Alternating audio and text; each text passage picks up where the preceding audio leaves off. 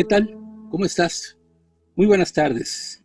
Yo soy Henry Main y nuevamente estoy transmitiendo para ti en vivo en esta ocasión, con mucho gusto de mi parte, como siempre, pero además muy contento de la renovación y de la reanudación de estas charlas que llevo contigo. Bueno, yo le llamo charlas, son más bien monólogos de mi parte, pero la intención siempre está en que tú también las hagas tuyas y de esa manera en algún momento futuro podamos retroalimentarnos en cuanto a lo que aquí se va a comentar. Que en esta ocasión yo quisiera dirigirme a ti desde el punto de vista de lo que es este libro que ahora te presento. Mira, aquí está, el Evangelio Acuariano de Jesús. Se llama El Cristo de la Era de Piscis. Es un libro transcrito por Levi H. Dowling, desde los registros akáshicos. Fíjate qué interesante tema. Hay un libro escrito sobre los registros akáshicos en lo que respecta a la vida de Jesús. Y no solo de Jesús, de la Virgen María y de los, llamémosle, personajes que conformaron la historia de Jesús de Nazaret en esta tierra, cuando él estuvo presente por última ocasión en ella. Entonces, en eso estoy, y quiero invitarte a que te quedes conmigo, a que compartas este video en cuanto termine, o ahora mismo, porque me parece muy interesante el tema, y creo que a todos los que les interesan estos temas de espiritualidad les puede venir bien saber de este texto. Voy a comenzar diciéndote que en la introducción del mismo se dice lo siguiente: la versión original de esta obra apareció por primera vez en las librerías norteamericanas en el año de 1908, creando, como era de esperar, un gran revuelo entre el público. Para la inmensa mayoría aferrada a la letra de lo escrito e impreso en la Biblia, gran parte del contenido de este libro resultó poco menos que una blasfemia. Y cómo no, ¿verdad? Si esto está extraído de los registros akáshicos y no siempre coincide lo que aconteció con lo que se dice que aconteció. Sin embargo, al mismo tiempo evocó una respuesta entusiasta en quienes buscaban en las palabras de Jesús un significado más profundo que el que les era presentado por la oficialidad cristiana de la época. Entonces, esto estamos hablando de 1908, hace ya más de un siglo. El Evangelio Acuariano de Jesús no era una nueva revelación que viniera a añadirse a las ya existentes, ni tampoco pretendía ser una traducción exacta de las palabras arameas de Jesús. Su énfasis no está en la letra, sino en el espíritu. No en lo accesorio, sino en lo esencial. Su mensaje no es patrimonio exclusivo del cristianismo fundamentalista y ortodoxo, sino que transmite más bien una enseñanza sublime que podemos considerar como el núcleo de todas las religiones válidas. Qué interesante, el núcleo de todas las religiones válidas. ¿Cuál sería el núcleo de las religiones que aquí se dicen válidas? Para empezar a discutir el término, cuáles son válidas y cuáles no, ¿verdad? Pero bueno, dejémoslo como lo dice el libro. Y bueno, pues según el texto dice así: ningún hombre vive solo para sí. Estas serían las bases. Porque cada cosa viviente está unida con lazos insolubles a toda otra cosa viviente. Si me preguntáis qué es lo que el hombre debe estudiar, es lo siguiente, y os contestaré. Debe estudiarse a sí mismo, y cuando os hubierais estudiado bien y me preguntéis qué es lo siguiente que debe estudiarse, os contestaré. Debe estudiarse a sí mismo. Quien conoce su ego inferior, conoce lo ilusorio del mundo. Conoce que las cosas son transitorias. Y quien conoce a su yo superior, conoce a Dios. Conoce aquello que nunca cambia. Esas serían las bases de una religión en su núcleo. Si esta es válida, como lo dice el texto.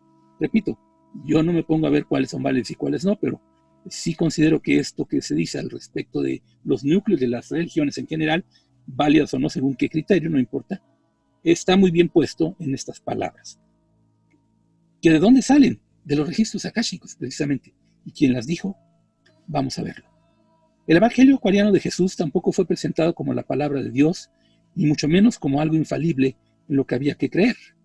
De hecho, es un texto que se alinea junto a los de Santa Brígida de Suecia o de Teresa Neumann, quienes igualmente recibieron y dejaron registrados pasajes de la vida de Jesús de Nazaret, sin pretender que sus escritos debían ser considerados como nuevas sagradas escrituras. Sí, a lo largo de los años, los siglos, ha habido escritos posteriores a los que se consideran Sagradas Escrituras, en donde se refiere, según distintas fuentes, y desde luego de parte de personas que están en conexión con esas distintas fuentes, que no necesariamente son del tipo histórico o documentado, sino de otro tipo. Algunos dirían paranormal o espiritual o mental o psicológico, no importa, pero que ha habido varias personas a lo largo de los siglos que han escrito su versión según estas fuentes que ellos tienen, estos dones que ellos practican, que desarrollaron ya y que ponen en servicio, lo que según eso se dice al respecto de precisiones relativas a lo que está escrito en las escrituras que sí son reconocidas como las que conforman una religión en particular.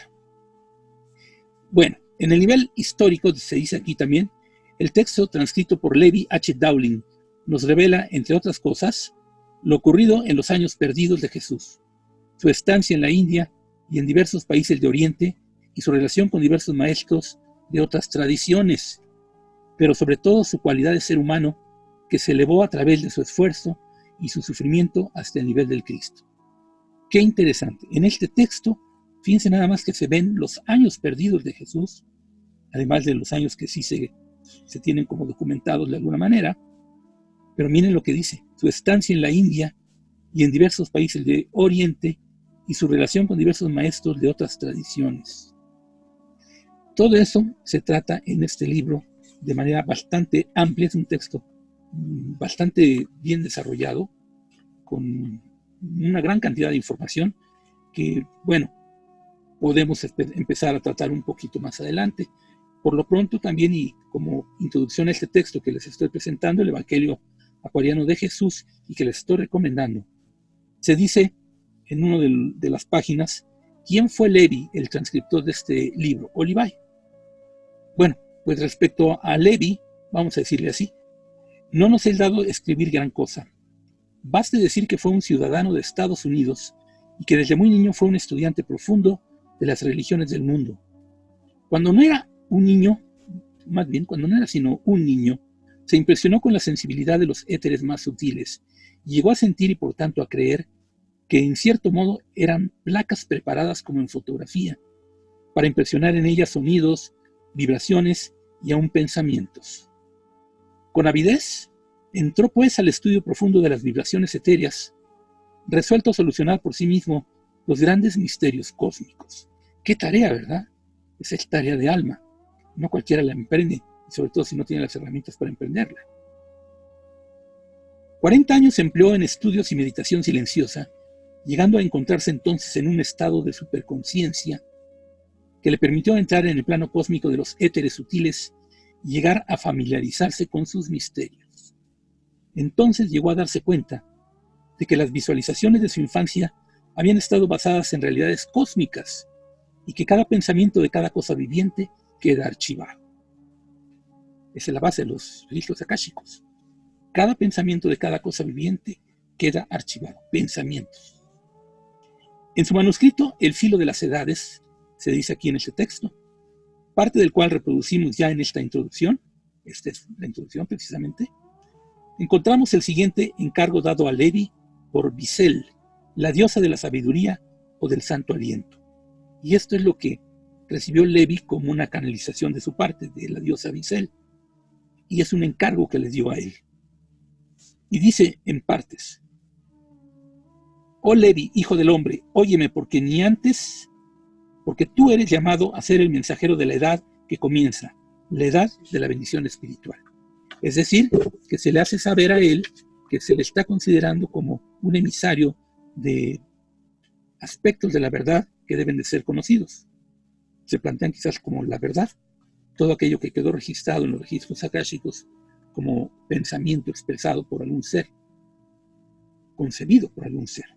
Pero vamos a ver con más detalle alguna cuestión. ¿Qué son los registros akáshicos? El libro se dedica en una de sus partes a explicarlo y lo hace de la manera siguiente.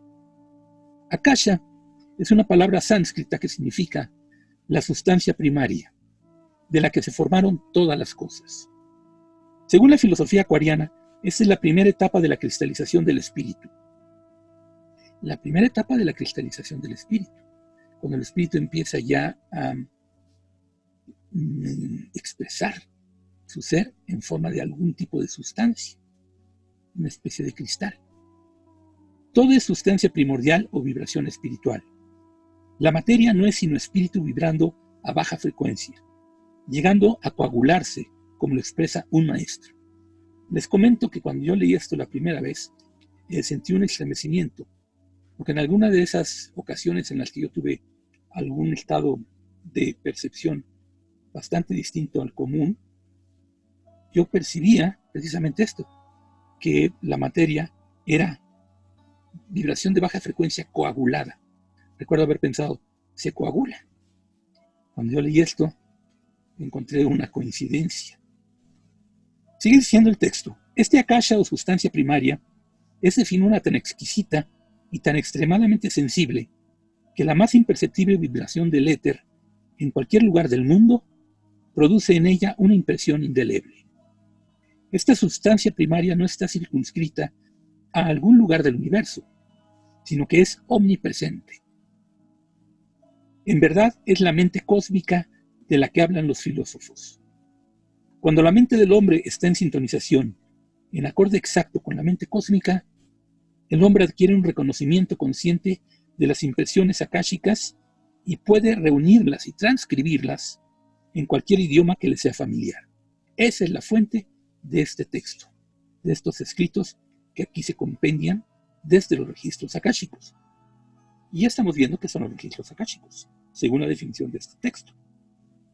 Y abunda diciendo lo siguiente: en el uno infinito manifestado encontramos los atributos de fuerza, inteligencia y amor. Pero el hombre puede llegar a sintonizar bien con uno de estos atributos y no con los otros, ciertamente. Puede llegar a sintonizar con la fuerza sin entrar en los dominios de la inteligencia, o puede ser totalmente absorbido por el amor y hallarse a gran distancia de la fuerza, o de la inteligencia, o estar plenamente en la conciencia del santo aliento, que aquí lo definen como la suprema inteligencia, Dios Madre, y no sintonizar en absoluto ni con la fuerza ni con el amor, sino únicamente con la inteligencia suprema, con la mente creadora cósmica, con Dios Madre. A esta los sabios orientales la han denominado el archivo akáshico, y maestros hebreos la han llamado el libro de los recuerdos de Dios, apropiadamente. De este archivo o registro akáshico puede obtenerse cualquier conocimiento, y dice el texto que hay 3 clases de conocimiento o de conciencia. Esto nos viene bien a nosotros porque acabamos de iniciar un programa de radio que se llama Conciencia de Unificación. Aquí nos hablan de 3 tipos diferentes de conciencia. Vamos a saberlo para entender más aún acerca de lo que también nosotros en nuestro programa de radio, Conciencia de Unificación, estamos queriendo dar a entender cada semana. Estas son las 3 clases de conocimiento o de conciencia. Primero, conocimiento o conciencia de la omnipotencia de Dios y del hombre. Segundo, conocimiento o conciencia del Cristo o amor cósmico. Tercero, conocimiento o conciencia de la inteligencia suprema, sabiduría o santo aliento. Tengamos en mente que conocimiento o conciencia de una de estas 3 fases no implica conocimiento o conciencia de las otras.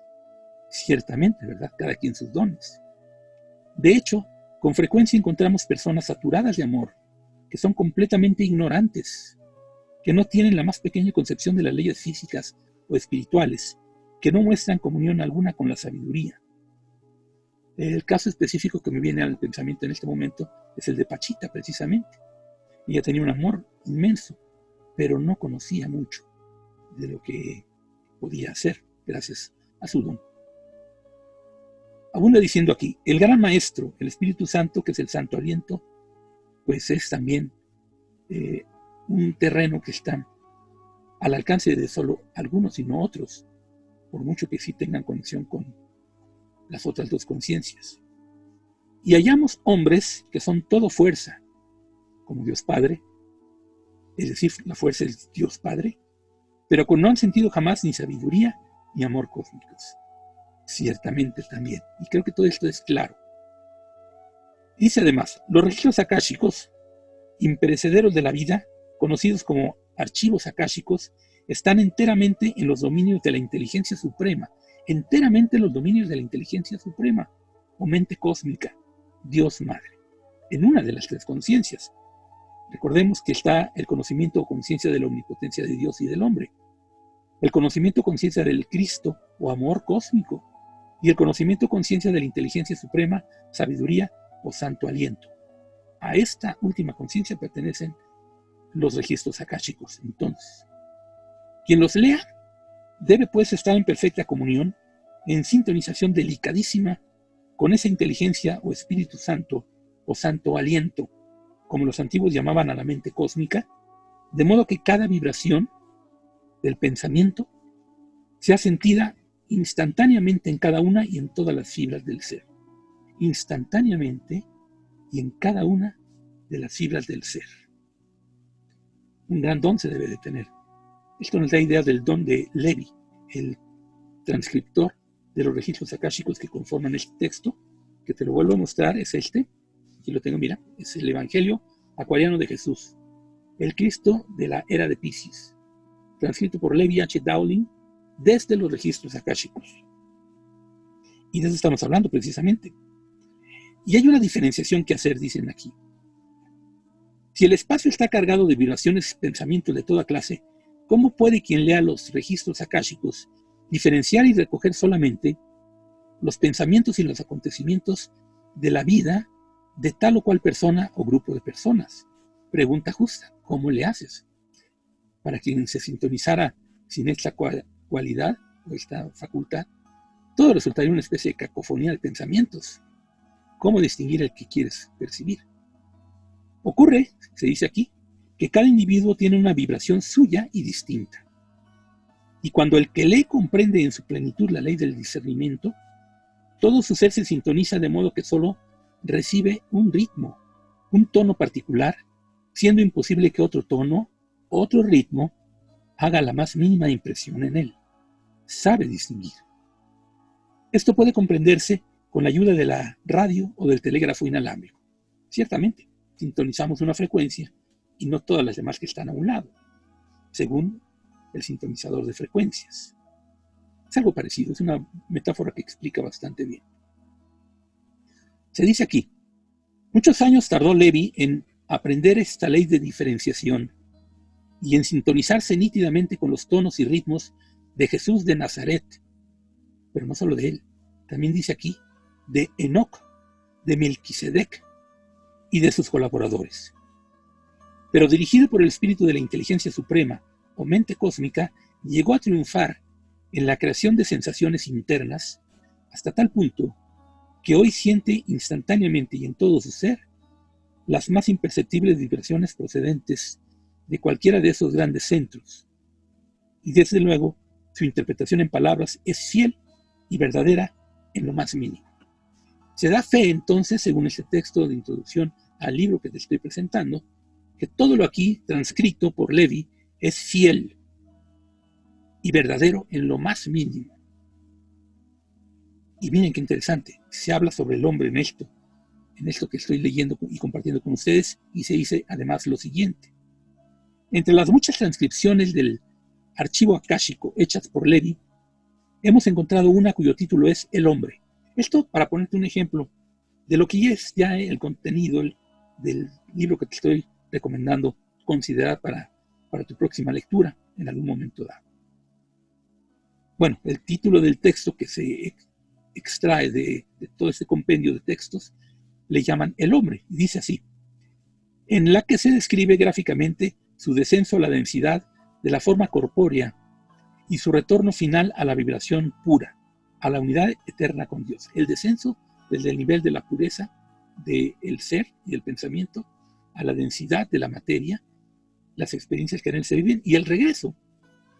Nosotros en el EMDU, Luz en Movimiento de Unidad, nuestra escuela y nuestra agrupación, le llamamos a todo eso el regreso a la unificación o el regreso a la unidad, donde todo es uno. Bueno, pues aquí hay una alusión a ello, aunque con otras palabras. Dice además, no podemos resistirnos a copiarla íntegramente en esta introducción. Y bueno, te voy a leer partes de lo mismo, es extensa, pero voy a seleccionar algunas partes para que te des idea de lo que se llega a decir en el texto. Por ejemplo, se dice, pero el hombre no es ni su cuerpo ni su alma, es espíritu, parte del espíritu cósmico. El hombre no es ni su cuerpo ni su alma, es espíritu. En otra parte dice así, los pensamientos de Dios son desde el pasado interminable hasta los días sin fin del futuro. Y así es el hombre espíritu. El hombre espíritu. Yo diría, en mi interpretación personal, que se refiere al hombre precisamente que ya pasó de ser espíritu y pensamiento del espíritu, desciende a las densidades de la energía, materia y vibración, y finalmente regresa para ser ya nuevamente uno con el espíritu. Pero se le agrega el adjetivo hombre, ya es hombre espíritu. Otra manera de decirle aquí sería maestro ascendido. En otra de sus partes dice así, y así pues Dios, el sembrador de todo lo que es, arrojó esta semilla humana en el suelo del alma, y creció, y el hombre llegó a ser alma viviente. Así llegó a ser el Señor de todo el reino del alma. El Señor de todo el reino del alma, en cuanto Dios infunde el espíritu en el alma. En otra de sus partes dice este texto que se llama el hombre. Y así, esta naturaleza carnal pronto llegó a ser el enemigo con el que el hombre tuvo que luchar para que llegue a conocer y hacer la fortaleza de Dios en manifestación.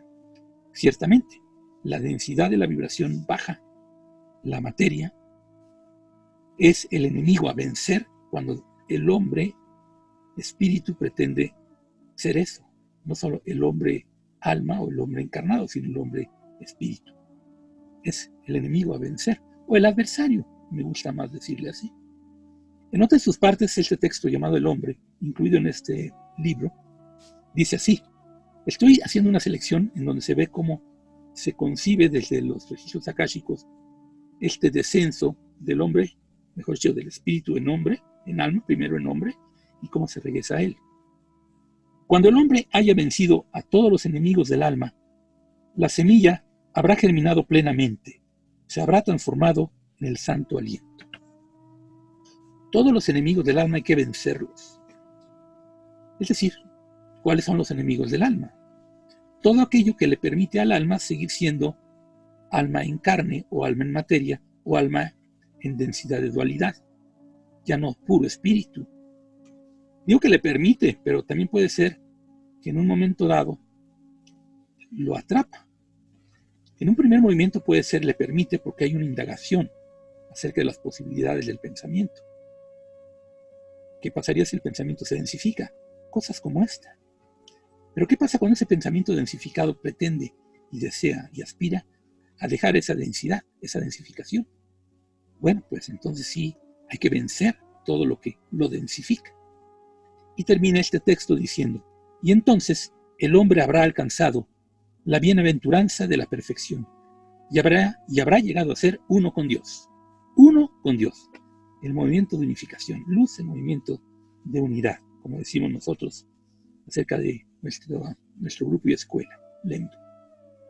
Bueno, pues esto es a grosso modo una introducción a lo que es este texto que pues ya te presenté, te lo vuelvo a mostrar. El Evangelio Acuariano de Jesús, el Cristo de la Era de Piscis, transcrito por Levi H. Dowling, desde los registros akáshicos. ¿Te gustaría que leyera ya directamente del texto algo muy interesante que encontré? Todo en sí es interesantísimo y es fundamental. La contrastación de este texto con los evangelios es maravillosa, o con otros muchos textos como los que se aludieron a la introducción, algún escrito por Teresa Neumann, por ejemplo. Yo agregaría uno que no se menciona aquí, pero en el libro Durantia se mencionan muchas cosas también extraídas de, parece ser, los registros akáshicos y no de ciertas potestades del universo, acerca de los años perdidos de Jesús. ¿Te gustaría entonces que te lea lo que dice este texto en ese sentido, de lo que Levi descargó de los registros akáshicos? Mira qué interesante el tema. Es este, capítulo 94. El sermón de la montaña. Jesús revela a los 12 el secreto de la oración modelo. la ley del perdón y otros temas.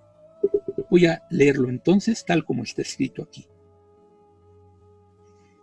Al día siguiente, antes que el sol se levantara, Jesús y los 12 fueron a la montaña, cerca del mar, a orar. Y Jesús enseñó a los 12 cómo orar, y les dijo: la oración es la comunión profunda del alma con Dios. De modo que al orar, no debéis engañaros como hacen los hipócritas, que se detienen en las calles y en las sinagogas y vierten muchas palabras para impresionar los oídos de los hombres. Y asumen actitudes piadosas para que los admiren los hombres. Ese es el efecto que consiguen. Mas cuando vosotros oréis, id al cuarto interior de vuestra alma. Cerrad todas las puertas y en ese silencio santo, orad. No necesitáis pronunciar muchas palabras, ni repetir frases una y otra vez, como lo hacen los gentiles. Sencillamente decid: según lo que Leví descarga de los registros akáshicos, este es lo que Jesús dijo, como lo que ahora conocemos la oración del Padre Nuestro. Pongan atención entonces. Hay variaciones importantes con las versiones que tenemos a nuestro alcance y que se nos inculcan. Pongan atención. Nuestro Padre Dios, que estás en los cielos, santo es tu nombre. Que tu reino venga a nosotros. Hágase tu voluntad en la tierra como ya está hecha en el cielo. Danos en este día el pan necesario. Ayúdanos a olvidar las deudas que otras gentes nos deben para que todas nuestras deudas sean canceladas.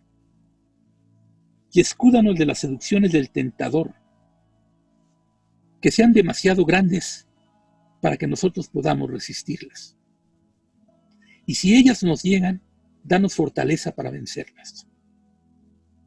Si os son perdonadas todas las deudas que debéis a Dios y el hombre, las deudas en que habéis incurrido por transgresión voluntaria de la ley, debéis también perdonar las deudas de todos los hombres, pues de la manera en que os comportéis con los otros hombres, Dios os trata a vosotros. Qué interesante. Qué interesante. En la manera en que tratéis a otros hombres, Dios os trata a vosotros, no se refiere a este castigo del Jehová, se refiere a que en la medida que hacemos como Dios hace, Dios nos trata entonces como su hijo, como lo que somos, y así lo estamos reconociendo nosotros. Él siempre nos trata así, pero así lo estamos reconociendo nosotros, y al reconocerlo así nosotros, tratamos a nuestros hermanos como Dios nos trata a nosotros y también a ellos. Son textos que yo voy compartiendo contigo para darte una posibilidad de acercamiento a conocimientos que han ido quedando en los textos que se han publicado recientemente en los últimos 100 años, digamos, este tiene más de 100 años, y que yo quiero compartir contigo por si te interesa acercarte a ellos. Tendrías que buscarlos, conseguirlos y demás. Yo este texto lo tengo desde hace muchos años y te lo vuelvo a presentar aquí. Se llama El Evangelio o Evangelio Acuariano de Jesús, el Cristo de la Era de Piscis, transcrito por Levi H. Dowling, Levi H. Dowling, o Levi H. Dowling, desde los registros akáshicos. ¿Te interesó? Espero que sí. En todo caso, pues es una propuesta y gracias por atenderla. Seguiré transmitiendo ocasionalmente en vivo y cada vez más constantemente y con menos lapso en el Inter. Gracias por todo, por escucharme y por atenderme. Comparte esta transmisión una vez que esté grabada, si te parece bien, y gracias por escribir y por atender. Procuro siempre responder todos los mensajes que ustedes escriben en el chat de esta transmisión. Yo soy Henry May. Gracias por estar.